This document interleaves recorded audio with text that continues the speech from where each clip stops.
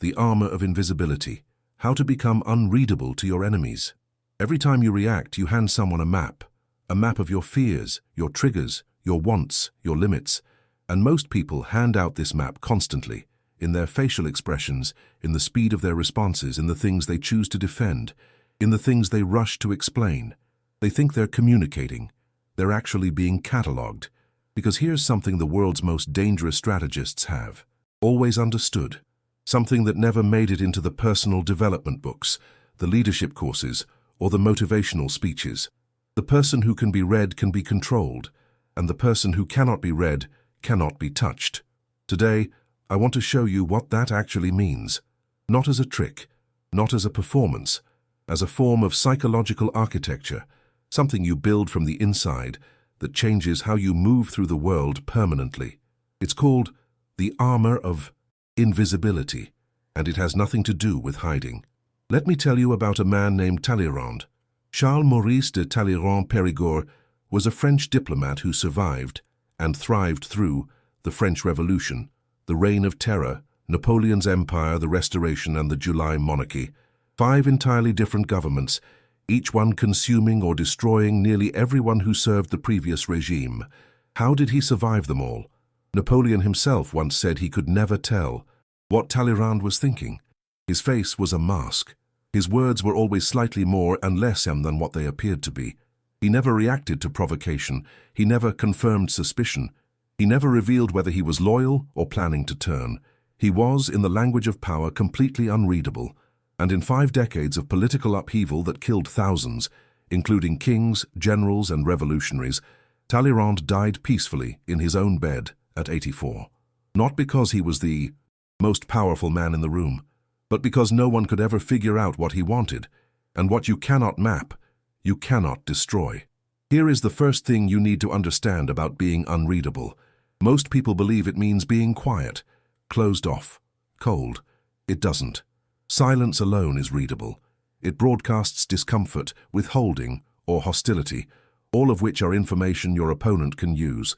True unreadability is something more sophisticated.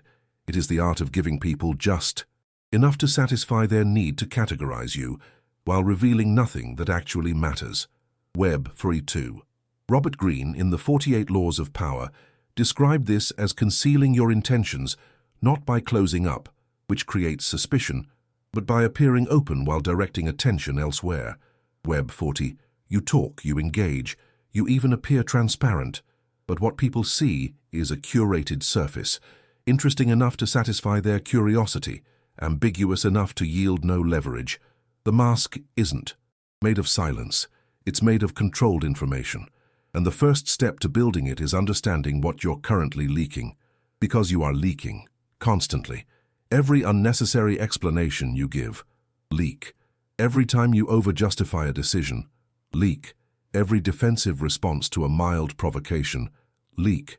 Every time you reveal what you want before you have it, leak. Every emotional reaction to someone else's behavior, leak. Each of these micro-disclosures hands your adversary something to work with. Think about it from the other direction. How do skilled manipulators operate? They probe. They make small provocations and watch how you respond.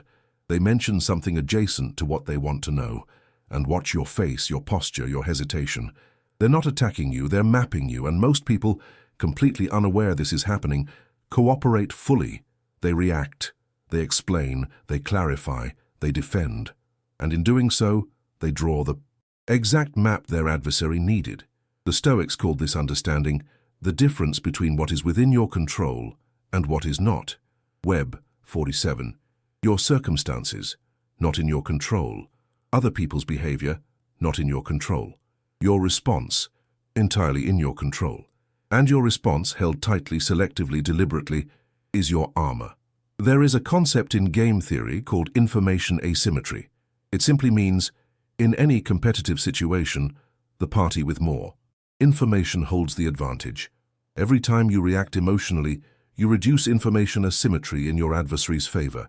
Every time you hold your reaction, process internally, respond deliberately, reveal nothing unintended, you preserve it in yours. This isn't just ancient wisdom.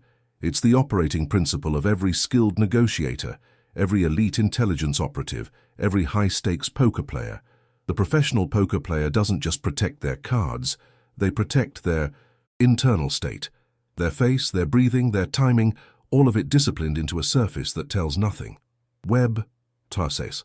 Because in any game, and every social interaction is, on some level, a game, the player who can be read has already lost half the match before a card hits the table. Now bring this into your daily life. The colleague who always knows exactly when you're frustrated and uses that moment to push an agenda.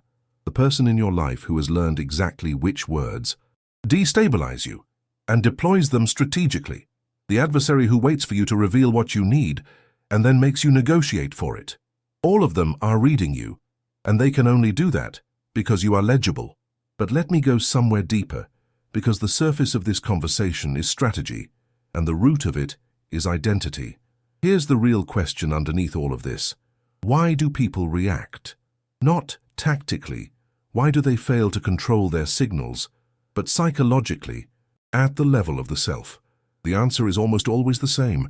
They react because something real was touched. A fear, an insecurity, a need for approval, a wound they haven't acknowledged yet.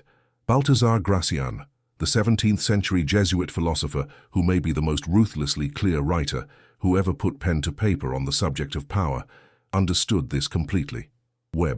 He wrote that the person who cannot govern themselves cannot govern their circumstances. That self-mastery is not a virtue, it is a strategic imperative. When you have unresolved wounds, your adversary doesn't need weapons, they need only pressure. They apply it near the wound, and you do the rest. Your reactivity is not a response to their provocation, it is a confession of where you are still unhealed, still incomplete, still dependent on external circumstances to feel stable. And the deepest armor, the one that cannot be cracked by any strategy, is not behavioral discipline. It is inner completeness. The person who has done their internal work, who knows their own wounds, has faced them, has integrated them, cannot be easily destabilized because there is no raw edge left for the provocation to find. This is the difference between performing unreadability and actually being it. Performance can be seen through given enough pressure. True interior depth cannot. Let me give you the structure now. 4 principles, each one building on the last. The first principle, never confirm what they're looking for. When someone probes, whether with a direct question, a provocation, or a subtle test, your instinct is to resolve the ambiguity, to clarify, to set the record straight. Resist this instinct. Ambiguity is your asset. Resolution is your exposure. You don't have to lie. You don't have to be hostile. You simply don't have to close every loop others try to open. A question can be met with a question. A provocation can be met with stillness. An accusation can be absorbed without defense, because defense is confirmation. The moment you defend a position, you've revealed it matters to you. You've handed your opponent a lever. Gracian wrote, "Never show a wounded face." Not because you don't feel it, but because feeling it and showing it are 2 entirely different choices. The second principle, let them build the narrative. When you are unreadable, people will fill the space you've left with their own projections.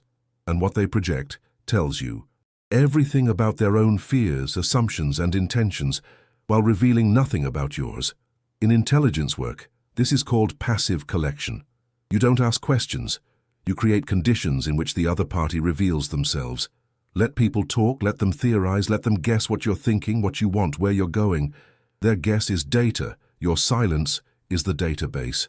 The third principle, separate your public face from your private fire. This is not hypocrisy. It is architecture. Your inner life, your ambitions, your plans, your fears, your relationships, belongs in a room that has no public door. Thou. What you show the world is the lobby, presentable, appropriate, engaging enough that people don't suspect there are other floors. This is what Talleyrand mastered, what every great strategist in history understood. The surface is not a lie, it is a selection, and the discipline of selection, deciding consciously what goes out, and what stays in, is what separates the manipulated from the sovereign. The fourth principle, make your moves in silence, Announce them in completion. Most people destroy themselves before they've started by announcing what they intend to do. They share the plan before the execution. They invite scrutiny before the foundation is set. They seek validation for a vision before it has any mass to defend itself. And then come the doubts from others, which become doubts from within. The sabotage, subtle or direct. The timing lost. Announce nothing you haven't already done. Let people learn about your power from the evidence of your results, not from your declarations. There is an old proverb: the tiger does not announce its presence before it moves. Neither should you. I want to close with something that the strategy conversation always risks missing. This is not about becoming cold. It is not about distrusting everyone.